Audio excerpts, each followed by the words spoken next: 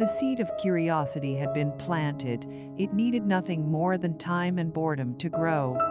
Sometimes, when I was stripping copper from a radiator or throwing the 500th chunk of steel into the bin, I'd find myself imagining the classrooms where Tyler was spending his days.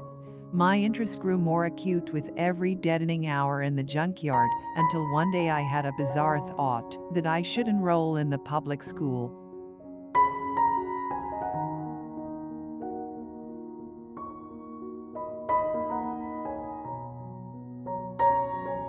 When I was a child, I waited for my mind to grow, for my experiences to accumulate and my choices to solidify, taking shape into the likeness of a person. That person, or that likeness of one, had belonged. I was of that mountain, the mountain that had made me.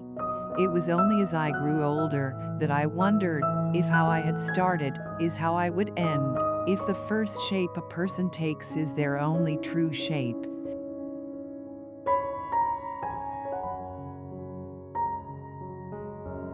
The accident would always make me think of the Apache women, and of all the decisions that go into making a life, the choices people make, together and on their own, that combine to produce any single event.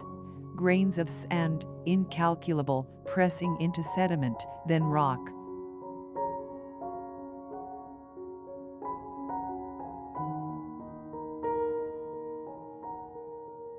I shed my guilt when I accepted my decision on its own terms, without endlessly prosecuting old grievances, without weighing his sins against mine, without thinking of my father at all. I learned to accept my decision for my own sake, because of me, not because of him. Because I needed it, not because he deserved it.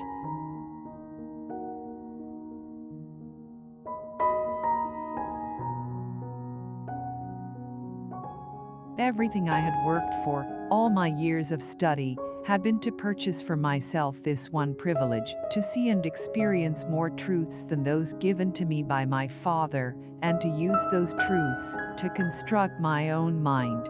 I had come to believe that the ability to evaluate many ideas, many histories, many points of view, was at the heart of what it means to self-create. If I yielded now, I would lose more than an argument. I would lose custody of my own mind. This was the price I was being asked to pay. I understood that now. What my father wanted to cast from me wasn't a demon, it was me.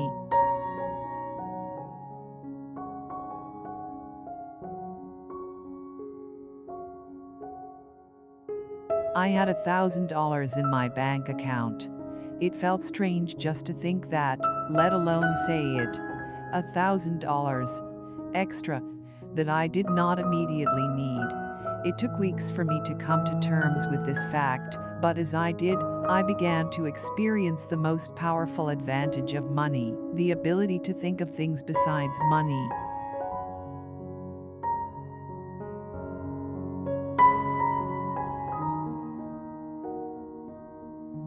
This is a magical place, I said. Everything shines here.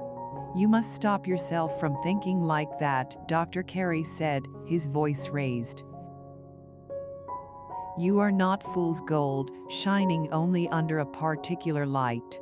Whomever you become, whatever you make yourself into, that is who you always were. It was always in you. Not in Cambridge. In you. You are gold. And returning to BYU, or even to that mountain you came from, will not change who you are. It may change how others see you, it may even change how you see yourself. Even gold appears dull in some lighting, but that is the illusion. And it always was.